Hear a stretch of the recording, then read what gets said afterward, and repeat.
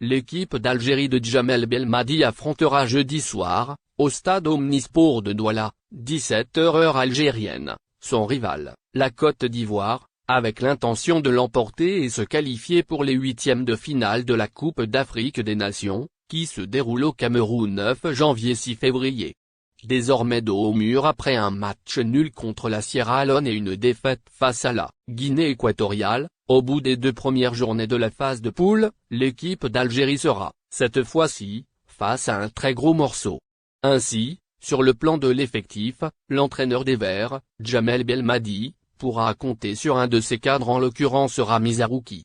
Selon les informations du média En Nahar, le milieu de terrain Touante, qui avait contracté une blessure, sera apte pour la confrontation prochaine contre la Côte d'Ivoire. Titulaire lors de l'unique match de préparation face au Ghana, Zarouki n'a toujours pas participé à la CAN. Par ailleurs, l'ailier droit Adam Ouna, également absent depuis le début de la compétition, n'a pas encore reçu le feu vert et aura 3 jours pour retrouver sa forme.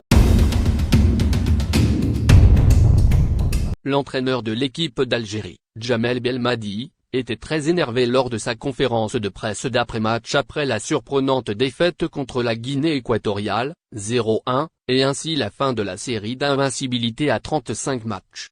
Visiblement agacé, Belmadi a enlevé les bouteilles devant lui juste avant le début de la conférence de presse, en lâchant.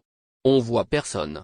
Déjà qu'on est dans une fosse et en plus il y a des bouteilles de partout d'eau au mur, les Verts devront impérativement l'emporter jeudi face à la Côte d'Ivoire au stade de Japoma, 17h, heure algérienne, pour espérer arracher leur qualification pour les huitièmes de finale lors de la dernière Coupe d'Europe. Le quintuple Ballon d'Or, Cristiano Ronaldo, avait fait un geste simple mais lourd de conséquences, en enlevant les bouteilles de Coca-Cola.